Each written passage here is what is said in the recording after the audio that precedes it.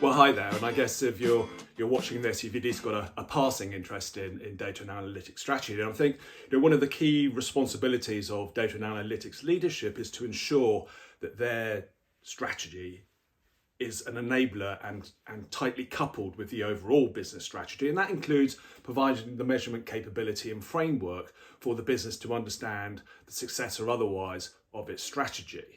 And that's the topic of today's conversation with Mike Baxter, the CEO and founder of Goal Atlas, and also the author of the Strategy Manual. And our conversation was really about strategy measurement. So if you want to understand how the AMP model can help you create the best KPIs, or what the difference is between a critical to success KPI versus a success defining KPI, then stay tuned. So I just wondering, Mike, I mean, I found when working with organizations around strategies, particularly in the digital world, is finding those sort of super metrics, those KPIs, and the challenges that organizations have in actually defining good ones, and sort of understanding what a good KPI looks like and how they really work. Is that something you've come across and got some thoughts about? Yeah. So the thing that I really like about the notion of strategy metrics is that they must help you make decisions. And instead of focusing in on the number and what you're going to measure, if you start by thinking, what is it you want to do? So ultimately, we want to make a decision about a strategy as to whether it's doing okay or whether it's doing so badly, so ineffectively, it's not doing anything at all, possibly. Right. But that's the end of that strategy, and we need to produce another one. So that's kind of, if you like, the best or the worst KPI. And I've called these in the book success defining KPIs. So they will define when you've got there, but they'll also define that it really looks like you're not going to get there and you need to go to plan B. And the other side, of course, are all the ones that sit underneath that, which I've called the critical to success KPIs. And these are the ones that are not measuring the actual success, but they're measuring the stuff that you need to do. And for organizations to have clarity about that, I think firstly would make yours and my life a lot easier when we try and help them resolve strategy, but also it would make the lives of everybody in the organization so much better, because KPIs for the sake of KPIs are sometimes seen as, they kind of sit there and don't do anything. And they sometimes go green and that's good. And they sometimes show red and that's bad.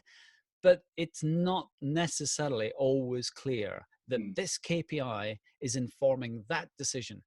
And if this KPI crosses that threshold, that's an indicator either that you need to make a decision of some sort, or perhaps you need to commit to the decision.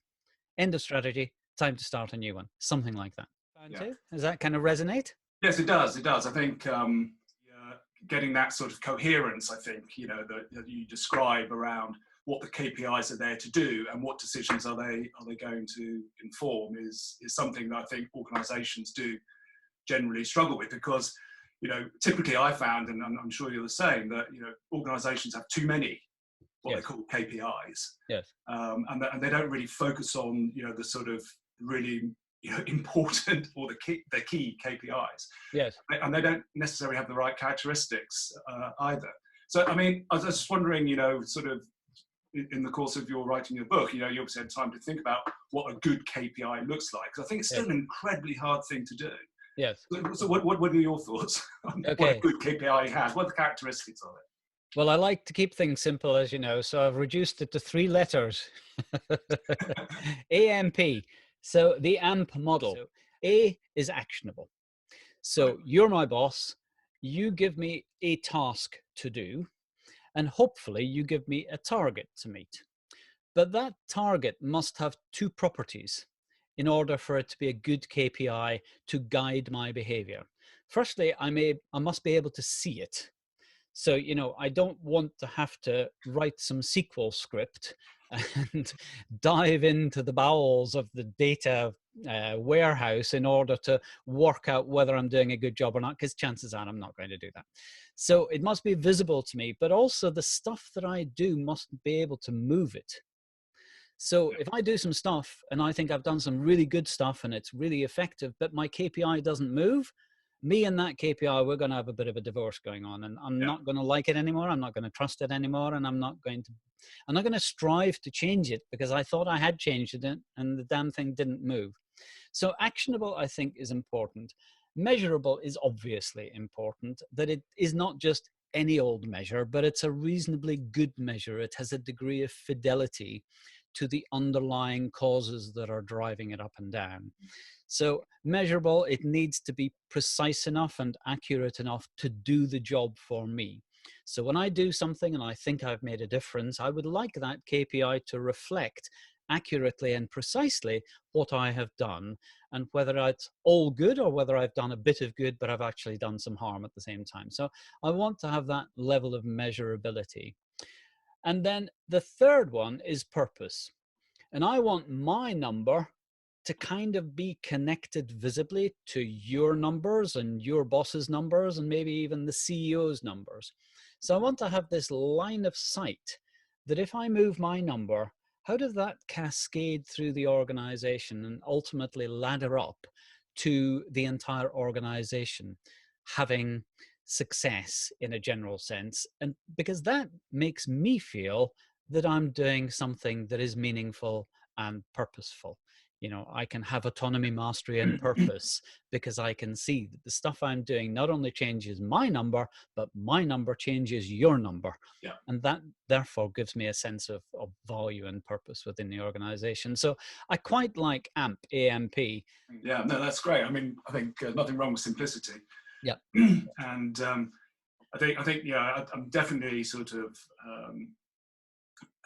aligned with that, in the sense that one of the things I've found is actually getting that actionability is really key. I always talk about it, and you sort of talked about it as well, about being able to move the needle, basically. Exactly. You've got to feel like that you're actually making some sort of impact on that particular metric.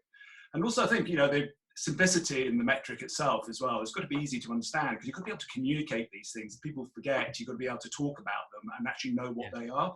Yes.